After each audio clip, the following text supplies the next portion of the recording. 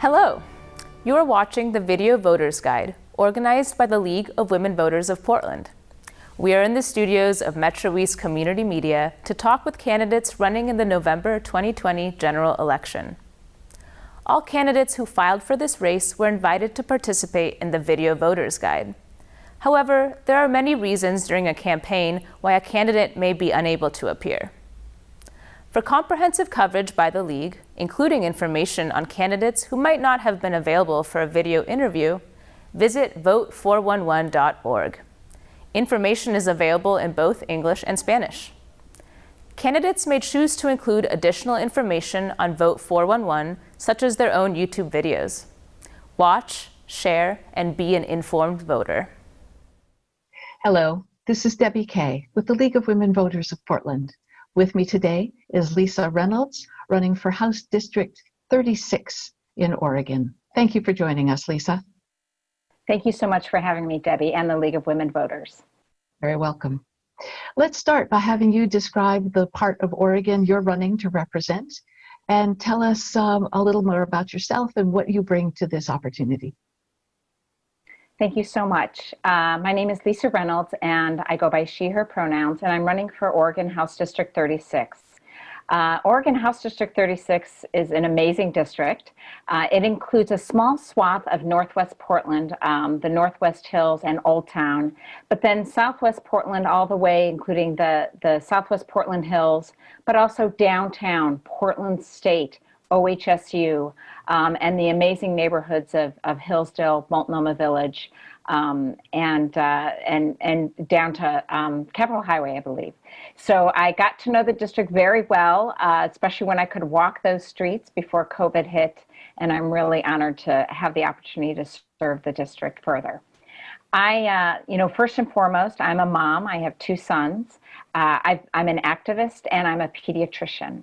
And my 20-some years of being part of a group practice here in Portland have given me a front row seat as to what's working and not working for Oregon families. And I've long felt I wanted to do more for those families than what I could accomplish in the exam room. And as an activist with Moms Demand Action for Gun Sense, I helped train and recruit hundreds of mostly women to come down to the state capitol and to fight for laws that save lives from gun violence.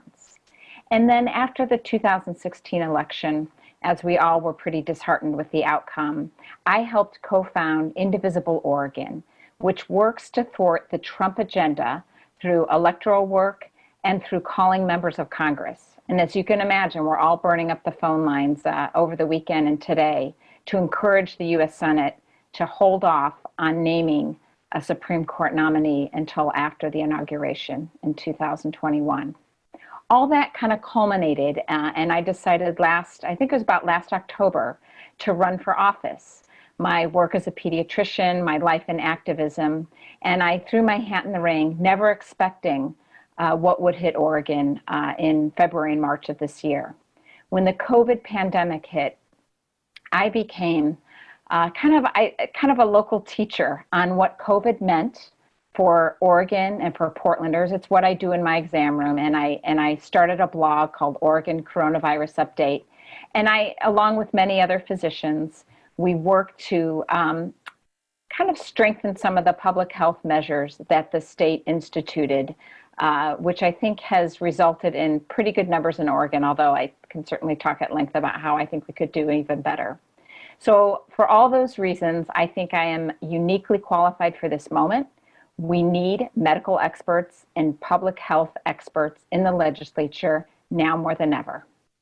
Thank you. Thank you. Thank you for explaining.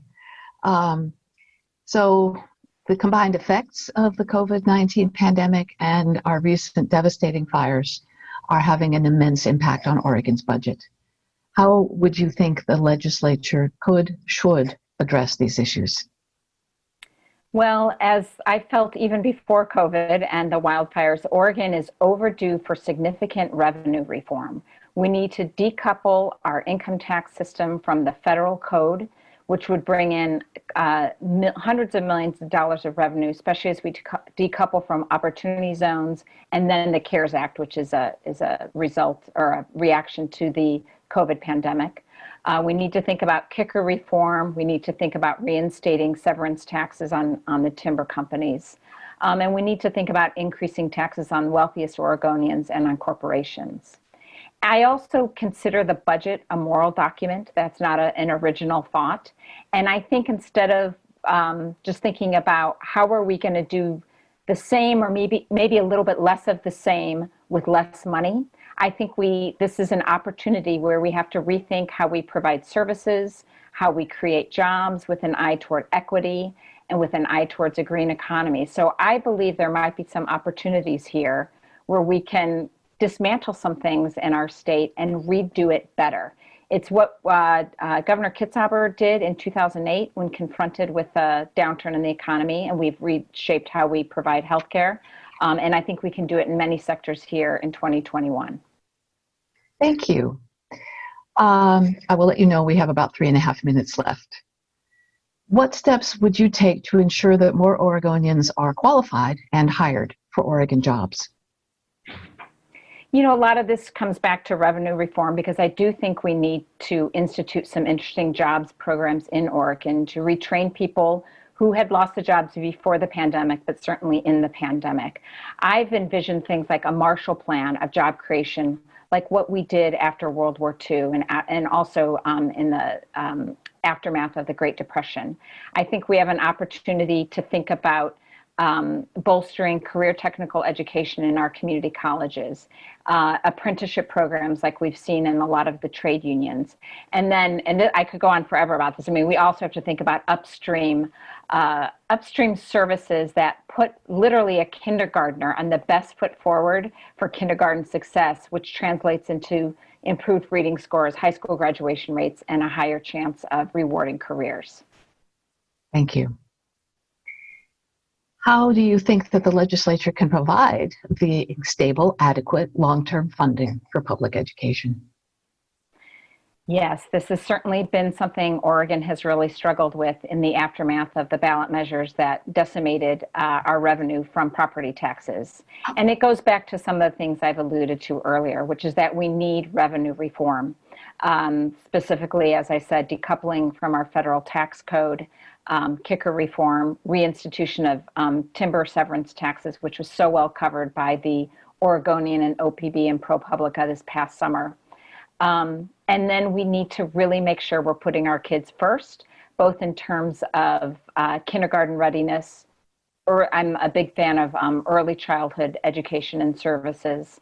But we just basically need more revenue. And this is difficult to think about doing at a time when our budget is facing shortfalls. But again, the budget is the moral document. We need to do the right thing to grow an amazing generation of young Oregonians. I appreciate your attitude.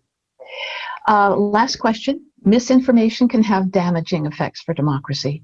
What approaches might you take to ensure Oregonians have accurate and unbiased information about elections and government? And you have a minute.